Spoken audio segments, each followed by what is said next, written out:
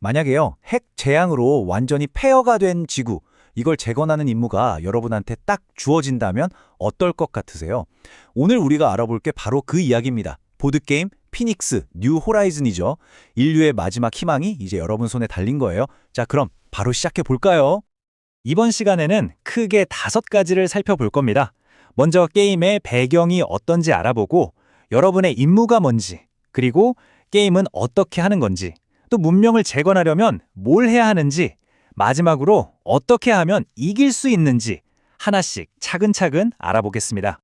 자, 첫 번째 파트, 다시 태어난 세계입니다. 이제 여러분은 그냥 게임하는 사람이 아니에요. 인류의 운명을 짊어진 특공대원입니다. 지금부터 시작되는 브리핑에 모두 집중해 주시기 바랍니다. 네, 보시는 것처럼 시대 배경은 2021년입니다. 과거 냉전 시대의 끔찍한 핵 재앙 때문에 인류는 지하 벙커로 숨어들어야만 했죠. 그리고 수십 년이 지난 지금 드디어 피닉스 프로젝트라는 이름의 새로운 희망을 안고 지상으로 돌아갈 준비를 마친 겁니다. 어딘가 희망차면서도 동시에 굉장히 막막한 세상이 우리를 기다리고 있겠죠. 바로 이 문장이 우리의 핵심 임무를 아주 정확하게 보여주고 있습니다. 우리의 최우선 과제는 바로 재생기라는 걸 만드는 거예요. 이 장치가 방사능으로 오염된 땅을 정화하고 새로운 서식지를 만들어서 인류가 다시 한번 지구에 발을 붙일 수 있게 해주는 그야말로 마지막 희망인 셈이죠. 두 번째 파트입니다. 특공대원으로서 여러분의 임무는 과연 무엇일까요? 이제 목표를 좀 더 명확히 하고 이 임무를 수행하는데 꼭 필요한 도구들이 뭐가 있는지 한번 살펴보겠습니다. 목표는 아주 명확합니다. 여러분은 각자의 특공대를 가장 잘 이끌어서 문명 재건에 제일 큰 공을 세워야 해요. 그리고 그 공로는 승점으로 계산됩니다. 결국 가장 많은 승점을 얻는 지휘관이 이 새로운 시대의 진정한 리더가 되는 거죠. 자, 여러분의 작전 구역을 한번 보시죠. 왼쪽에 보이는 이 커다란 보드가 바로 우리가 앞으로 다시 읽고 나가야 할 지상세계, 그러니까 작전 지도고요. 오른쪽에 있는 건 각 플레이어가 사용하는 개인 지휘 콘솔입니다. 모든 작전 계획과 자원 관리가 바로 이 콘솔에서 이루어지는 거죠. 작전의 심장부라고 할 수 있겠네요. 이 지휘 콘솔은 그냥 게임판이 아니에요. 재앙이 일어나기 전 인류가 이룩했던 최첨단 기술이 집약된 물건이자 지금 우리에게 남은 전부입니다. 이 콘솔을 얼마나 잘 다루느냐에 따라 임무의 성공과 실패가 결정될 겁니다. 세 번째 파트, 당신의 턴에 행동하기입니다. 자, 이제부터 이 게임이 실제로 어떻게 돌아가는지 그 핵심적인 방법을 설명해 드릴게요.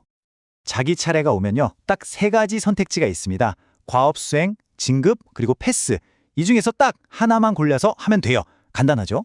하지만 당장 이득을 볼지, 미래를 위해 투자할지, 아니면 잠시 숨을 고를지, 이 작은 선택 하나하나가 결국 승패를 가리게 될 겁니다. 화면에 보이는 게 가장 기본이 되는 행동, 과업 수행입니다. 방법은 아주 쉬워요. 저기 휴식구역에 있는 내 특공대원 1명을 골라서 비어있는 과업 칸으로 보내는 겁니다. 그럼 그 칸에 해당하는 행동을 바로 할 수 있게 되죠. 여기서 이 게임의 진짜 재미가 나오는데요. 바로 일꾼 놓기 방식 때문이에요. 이게 뭐냐면 각 행동 칸에는요, 딱 1명만 들어갈 수 있다는 거예요. 그러니까 내가 어떤 행동을 딱 차지하면 다른 사람들은 이번 라운드에 그 행동은 못하는 거죠. 아, 저거 내가 먼저 해야겠다. 혹은 상대방이 저거 꼭 할 것 같은데 내가 먼저 가서 막아버려야지? 이런 식의 눈치 싸움이 정말 치열해지는 거죠. 이게 바로 전략의 핵심입니다. 두 번째 행동은 바로 특공대원 진급입니다. 지금 당장 행동하는 걸 포기하는 대신 연료라는 자원을 써서 특공대원을 더 높은 레벨로 올리는 거예요. 여기 화면처럼요. 그럼 이 특공대원은 나중에 훨씬 더 강력하고 효율적인 일들을 할 수 있게 됩니다. 뭐랄까, 미래를 위한 투자라고 할 수 있겠죠? 그리고 마지막 선택지는 패스입니다. 말 그대로 아무것도 안 하고 넘어가는 거죠.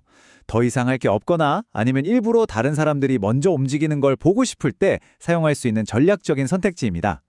다만 한번 패스를 하면 그 라운드에는 다시는 자기 차례가 오지 않으니까 아주 신중하게 결정해야 합니다. 자, 4번째 파트, 문명의 재건입니다. 그럼 아까 말했던 그 과업이라는 게 구체적으로 뭔지, 이걸로 어떻게 문명을 다시 세워나가는 건지 본격적으로 한번 들여다보죠. 이 게임에서 가장 중요한 행동이라고 할 수 있습니다. 바로 재생기 건설이죠. 여기 보시는 것처럼 개인 콘솔에서 재생기를 가져와서 지도 위에 건설하는 거예요. 재생기를 지으면 에너지를 얻게 되는데 이게 바로 더 좋은 건물을 짓거나 또 다른 재생기를 짓는 데 필요한 핵심 자원이 됩니다. 재생기를 지어서 땅을 깨끗하게 만들었다면 이제 그 옆에 건물을 지어야겠죠? 여기서 중요한 건 건물은 반드시 이미 지어진 재생기 바로 옆에만 지을 수 있다는 점입니다.